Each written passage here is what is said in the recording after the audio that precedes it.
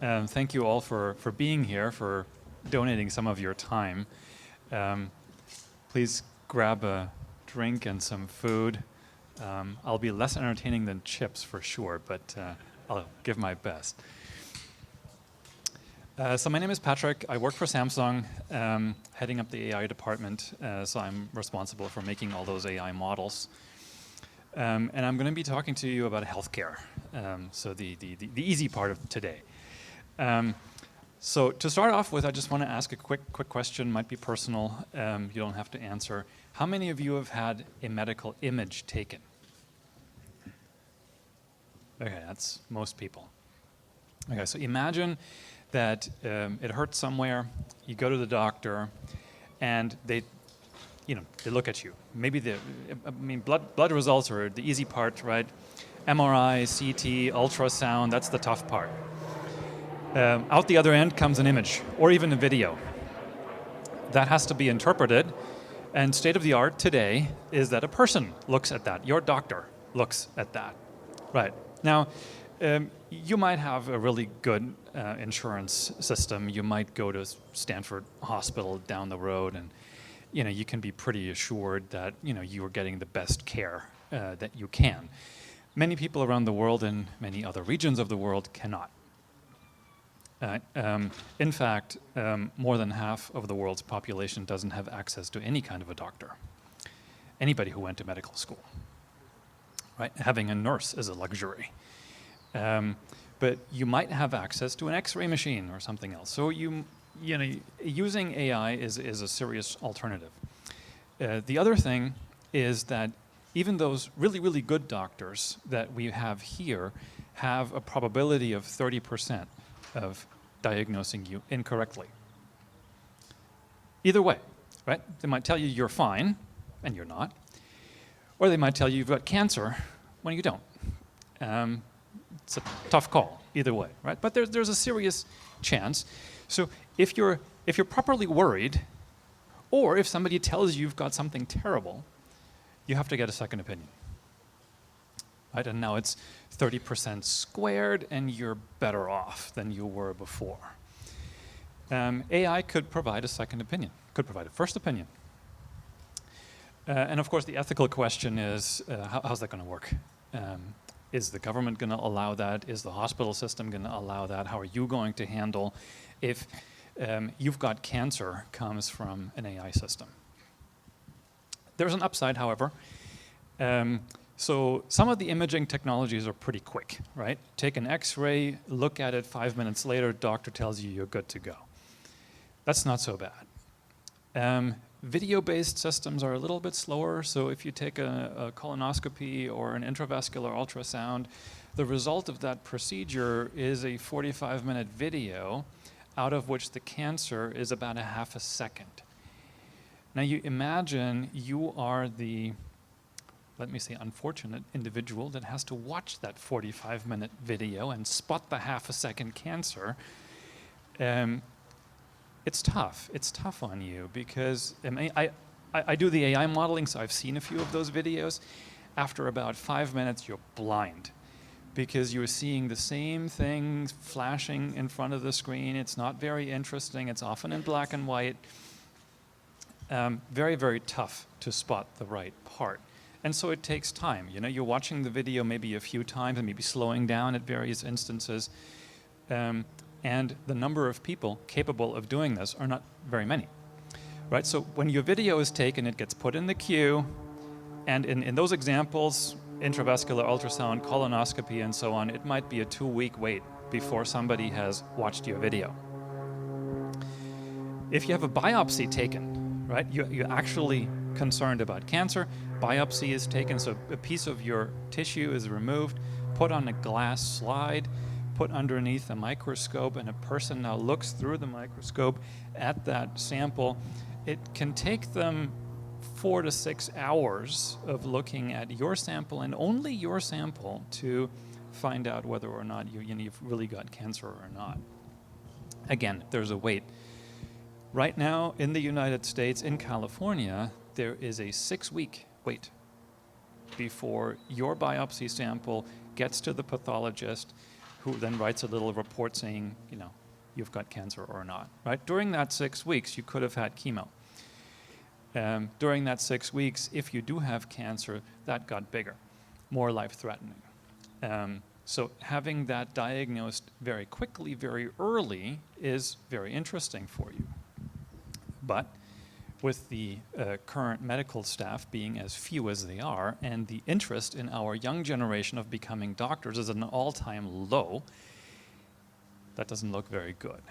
AI can, of course, do that immediately, right? You put the video in there, and half a second later, out pops the answer. It even pops out with a higher likelihood of being correct. Hey. But again, where's the ethical dimension in that? So the reason I'm saying all of these things is to make you aware that AI in healthcare is interesting for the patient, better outcomes. It's interesting for the hospital systems. It obviously saves a lot of money. It's also interesting from the point of view of having a shortage of professionals in this profession, right? It's not like everybody really wants to become a doctor, quite the opposite. So there are challenges. For people like me who actually make the models, there's also a few challenges if we look at the first slide. So this is my personal view on how to make an AI model. It starts with acquiring data, obviously. In our case, that would be acquiring lots of images. They exist, we've got them. So that is check. Second is labeling. That basically means that a human expert has to put their understanding, their expertise that they have in their brains into that image. It usually means they have to draw on it. So they're going to like circle the cancer cell, for example. It gets much more complicated, but for the sake of the discussion, let's say they have to draw an outline around the cancer cell. That takes time. And you're going to have to do that for millions of images. So that's a very time-consuming process. After that starts all the actual mathematics when you do your model selection, which type of neural network is going to do this, tune the hyperparameters so that it fits correctly, and of course do the actual training. If we go to the next slide, please. This is just to point out that it's the beginning 2 steps that consume all the human labor force. The latter 3 steps is just doing math, right? It's fully understood, the tools exist, it's not really a problem, but over 90% of the scientific and popular literature on artificial intelligence, whether in healthcare or not, are written about the last 3 steps, the math part. We've got the math figured out. The math has been figured out since the 1950s. The amount of innovation, not very big. It's the labeling part that is the tough part. And it's that part that hardly anybody ever talks about because that's human expertise, right? We know about that. These people have been to med school. Who cares about labeling? Well, again, it's a 30% chance of being wrong, right? And you've got millions of images to label and a shortage of personnel. That's a tough combination. So the way it's usually resolved is that these large data sets are being given to teams of individuals who did at some point go to medical school and who live in a developing country, who are for one reason or another not practicing doctors, and they get to label the images, typically 1 image per person. Data sets that are being labeled in the United States, it's usually 3 to 5 labelers per image, giving you a much higher confidence that the label is in fact correct. And it's also produced by people who didn't just go to med school, but who actually are practicing doctors in the real world and who might actually have more of that experience that you're actually looking for. All right, so the labeling process is the part where ethics really comes in much, much more heavily than with the part that we always focus on when we do AI, right? Like, oh, which model, how many layers does it have? And what's the hyperparameter, such and such? Nobody really cares about that. It's the much earlier process of how you arrive at a clean, solidly labeled and governed data set that really, really matters here. Let's go to the next slide, please. And this is not just true in, sorry, there's a question?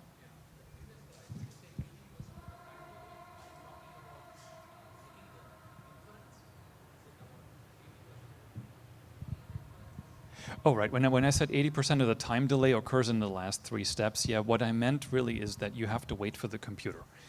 It's not the inference. It's in the model making process. So if I ask the question, which type of model is best suited to my data? Which hyperparameters are best suited to my data? What feature pre-processing do I have to do? That means I have to run through a lot of experiments, and the computer does those experiments, right? I don't make them. So I just wait for the computer to make it. But for realistically sized data sets, one training might take 2 or 3 days, and I might have to perform 500 experiments before I arrive at the correct setting. That sets me back 6 months right there. So this doesn't include the last mile of investigation. It's before that, yes. This is the training process, yeah.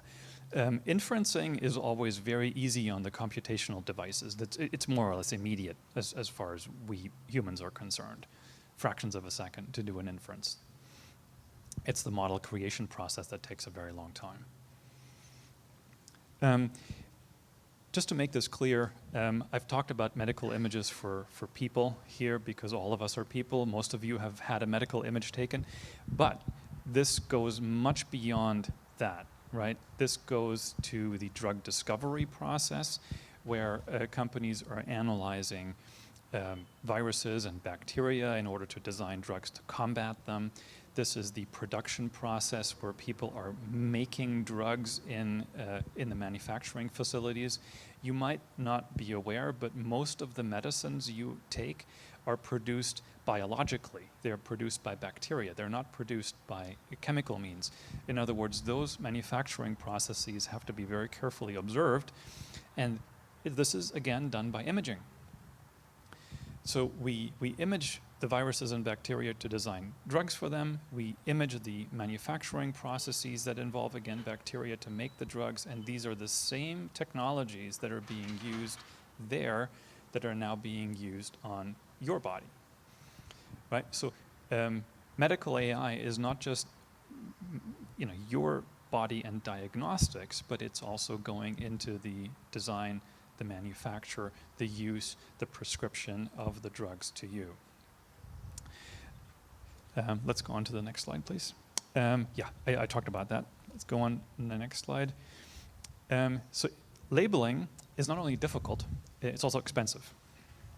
Again, this uses people. The rest of the process is really much more automated. So this is where you put your money. As a startup, you might think 95% of the cost of making any kind of a healthcare-related AI system goes down for labeling. And so again, it's an ethical question of choosing the right people to do that, giving them enough time to do that, choosing many people to do that. And this is definitely a very complex process. There's a huge cottage industry in various parts of the developing world that focuses on labeling. And so watching that from an ethical point is kind of a contraposition to the financial economic point, right? Being unethical is much, much cheaper than being ethical. And so again, we rely, of course, on regulatory bodies to quote unquote force us to go the expensive ethical route to come up with the proper results. And the United States is very, very good about that, by the way. In the United States, there is very serious regulation by the Food and Drug Administration, the FDA, that makes absolutely certain that really heavy ethical systems are being used to get the data, to label the data, to train it appropriately. So there, in the healthcare segment, we already have significant regulation in the United States as well as in Europe to make sure that this is okay. So in case of any of you getting worried to call your doctor, the medical AI is relatively well regulated, which of course for any startups entering that scheme, again, poses an entry barrier and financial risk. Let's go to the next slide. Largely, of course, AI's value proposition lies in automation, like we've talked before. Really what you want from AI is to make things faster, to require less human effort. And so now there are also technologies in place to automate the labeling process. You can have technologies that look at all the images and select the ones that are most informative, get them labeled by humans, automatically label the rest, and then train. That's very successful, actually. But again, there is the value in automation, placing even more burden on the human labeler because the amount of images is lowered. Let's go to the next slide. In the end, it's all about a process. AI is never done, just like software is never done, right? We have models that come in versions, and hopefully every few months or so often you get a new version. So you need to make sure that you keep ethics in the process as well. And it's not just a to B and then finished process, but ethics has to be in there the entire way as the product evolves. So unfortunately, as far as we're concerned anyway, it involves employment of people who watch this on a full-time basis. And of course, the more senior people, the decision makers in the process, need to have this on their agenda as part of their yearly KPIs, so that this is really watched. I think getting the occasional consultant does not work, in my personal opinion. Let's go to the next slide. So governance and privacy. Obviously, data governance is very important, particularly in healthcare. We also have the regulations regarding the data itself. In the United States, it's called HIPAA. We talked a lot about GDPR in Europe. So the origin of medical data is always important. And by the way, your medical data, your medical image is owned by you. You may not realize this because most healthcare providers, including my own right here in California, does not let me see my own medical image. But it's mine. Right? So wrap your head around that, right? You own it, but you're not allowed to look at it. That's weird. So that's the data governance process that at the moment for most systems in healthcare is a bit broken. And is being heavily governed, but many of the institutions, especially the healthcare providers, the hospital systems, are actually a little bit uncertain about what the regulations actually mean, and therefore they come up with their own interpretation, which are usually heavier. Usually the own interpretation is, we own the data. Whereas the government has said the patient owns the data. And so there's a fight about that. And because patients generally don't insist on their rights, the de facto state is that your hospital system owns your data. And now what do they do with it? Well, they sell it on, right? Particularly to companies doing medical imaging AI. Excuse me. So data governance is definitely very important. Now, if you're an AI company or a startup using these images, again, governance comes in very, very important ways. And we've learned this in the past few years throughout a variety of diseases, right? If you gather data from people that fit a certain profile, train an AI system on that, and then use that AI system on people who don't fit the profile anymore, that's not very ethical. Right, facial recognition is the perfect example. It was trained on Caucasian faces, used on African faces. Does not work. That's unethical. Right, the same thing in healthcare. If you collect data from men and then use the AI on women, not going to work. If you collect data on children and use the model on adults, it's not going to work. But this is being done, particularly because of problems in data governance. Personal information is being stripped from the data sets so that the people using the data sets don't even know that there are built-in biases like, 80-90% of the data is from men, so you can't use it on women. Or maybe you should throw out the other 10% of women's data and have it as a purely men's AI system. I don't know. up to you. But because that information has been removed because of HIPAA regulations, you don't even know that, let alone you are not capable of restoring balance to your data set. So watch out for these data governance issues. And this actually comes now to my final point. In my opinion, many data sets have what I call hidden variables.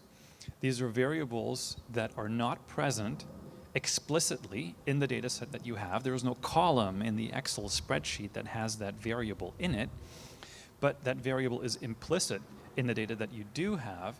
So if you train an AI system on the data that you have, you're implicitly training on that variable as well, even though you're not aware of it. And that means the AI system is going to take that into account. And if your data was somehow biased with respect to that hidden variable, your AI system is going to be biased with respect to that. We've heard the example this morning from Anna with loans being given with a preference to men than women.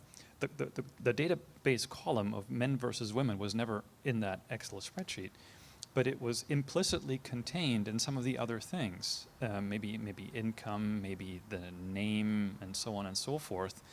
And you're not even realizing that, yes, from first name column, you can conclude that somebody is male or female, and then discriminate against them. Well, this happens all the time. Right, again, medical image, you can look at a medical image. If you're sufficiently well trained, you can probably recognize female, male, child, adult, and so on. So those biases are being injected into these data sets. Again, my opinion is the only way to get out of that problem is to very explicitly introduce that variable, to make it unhidden, which requires a lot of effort by people, unfortunately, again, making it more expensive, and to demand by order of the C-level of your company that the model has to be equitable with respect to those variables. Now, there are a few variables that are easy, right? We don't want to discriminate against men, women, children, adults. We don't want to discriminate against Caucasians versus Africans. We don't want to discriminate against some of these things. There are a few things, especially in healthcare again, that are quite difficult. For example, I would like not to discriminate against people with a certain gene, but I can't really do that because I can't send everybody to the genetics lab to discover whether or not they have that gene. Is that implicit in my data set? Actually, we have no idea, right? Because we haven't sent everybody to the genetics lab. So there are issues that we might not practically be able to solve. But, oh, thank you very much. That is very kind of you. Thank you, I appreciate that. Yeah, so that was actually the final point I wanted to make. And in your packet there, you will find a small short essay by me on my personal reflections on what an AI framework might look like for ethics. It's my opinion. I've used it at Samsung Group to influence some of the decisions on the models we've made. I would actually very much appreciate it if you're interested for bedtime reading in your opinions in the next weeks, if you have the time to look at it. Thank you very much.